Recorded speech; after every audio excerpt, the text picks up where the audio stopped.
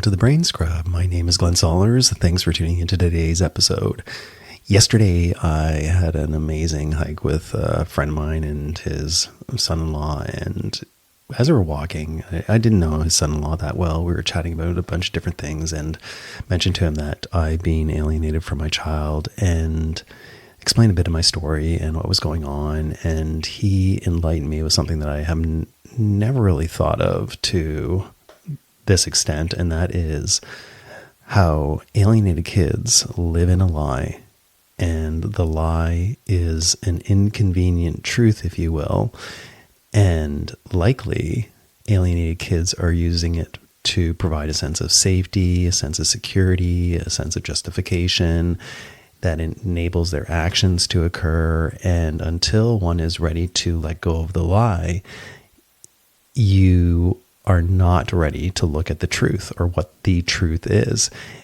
And it was a big aha moment for me because I was thinking about my son's podcast, which is grounded on the theme of no dads, no degrees, using comedy to make it through life. And that narrative that he's created lives on and allows him to create content for his podcast. So he's benefiting from this lie that he's living and the mistruths that he's spreading about my family and me and different things. And for him, it is empowering. It's empowering his way of being. It's empowering his actions, his life. And if he didn't have that narrative, things would be way different. And I know for me, it wasn't until a certain age that I realized, maybe I was part of the problem. Maybe I misunderstood things. Maybe I misinterpreted things in life. And when I started looking at those things, I realized it was all about me. It wasn't about what I thought was true. It was about so-and-so did this. It impacted me this way. And this is how I am as a result. And this is what I'm doing as a result. So it was just great hearing that. And then it just made me wonder about other things in life. Like you think about global conflicts that are happening. People have a truth that they're living, which justifies their actions. And even the US government, Donald Trump, he's creating a truth. It is based on lies. It's not factual. However, it is convenient for his supporters to believe it and for the people in his office to believe it. And we start living this lie. Think about global conflicts in the world, the lies that are spread, the justification for actions that are taken. These are things that need to be put in place for power, for reasoning, for rationale, for fear, and there's so many other things that are aligned with that. And if you think about conflict within your family, you might think something is a certain way, which is living a lie, so that you can be right about that.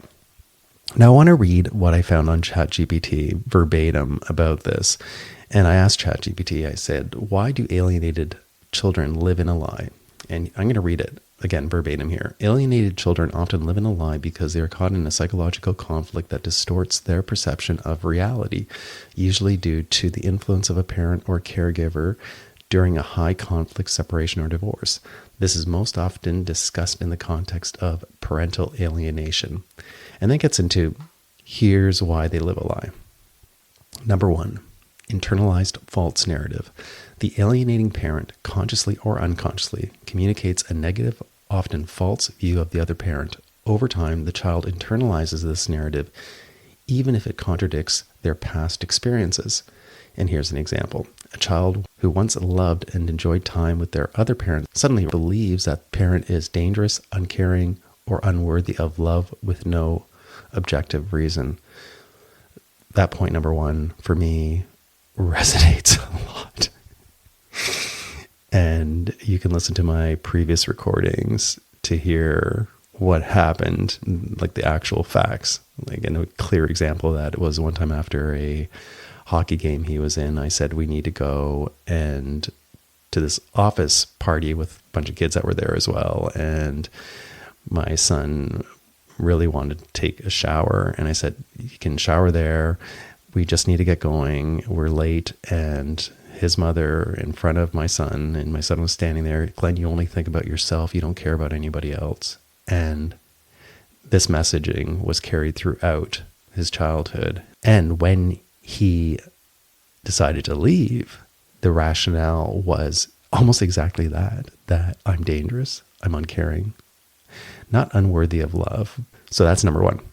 Number two is cognitive dissonance. The child experiences a conflict between their genuine, often positive past experiences with the rejected parent and the pressure to align with the aligning parent's negative view. To reduce their inner tension, children often alter their memories or perception to match the alienating parent's view, essentially convincing themselves of a lie. If I'm just going to draw a comparison, and this is not pro or anti-religion, but we go to church. I don't go to church, but people go to church. They learn these things. This is how the world is. God created everything. And then it's believed so much that any contrary opinion is a lie. And not saying God created everything. Nobody knows, really. We can just look at science and then figure out the Big Bang Theory, and this is what likely happened, but nobody lived back then, so we don't know what the actual truth is. We can speculate, we can have theories. However, that's just an example where one lives into that. If you think about cult behavior, and I would suggest that alienation is like creating a cult of your own. You believe certain things and you believe somebody is the power, and then you align to that cult, and there's a state of fear created in that cult that you have a dependency of being there. And if you say anything that's wrong, you could be banned from the cult or from that community. That all makes complete sense. Here we go to point number three, a psychological survival mechanism. Children are often dependent on caregivers, especially during emotional upheaval. If one parent is emotionally manipulative or threatening withdrawal of love, the child may choose sides to maintain attachment and safety, even if it means rejecting the other parent unjustly. Yes, that happened. There was a time where, well, actually it happened throughout my son's life, where the mother became his caregiver. She said, essentially, you are safe with me. She was all alone. I was with others. And she became the place to be for safety, for security, for being taken care of, for getting the love that he needs. And I fell right into that. And I should have held my boundaries and said no. But this all reinforced that my mother loves me dearly and I'm 100% hers. And I better take care of her as well, because she was going through issues as well at the time. And he was there to support her, or if she was afraid to sleep with her at night, like things like that, that came up. So that makes sense. Number four, denial and repetition. Over time, the child may repeat the alienating parent's criticisms or accusations so frequently that they begin to believe them as truth, even when there is no evidence. This repetition reinforces the lie. Going to go back to Donald Trump. Make America great again. Simple messaging. And spread across his base. He has hats that say MAGA on it. And this is what he's promoting, that America is essentially not great right now. But if you look at the facts and the data, America is great. However, he's denying that. He's repeating false messaging. His supporters are falling into that. And I think, in my opinion, the contrary is happening in the United States right now, where it's becoming worse and more disrespected, and it's creating more problems for the environment. People are so unfocused on the truths in the world, like around climate change, that they're denying science. They're denying everything that is contrary to the MAGA movement.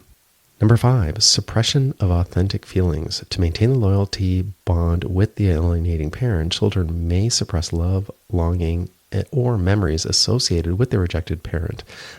This disconnection from their own emotions and reality is part of living in a psychological lie.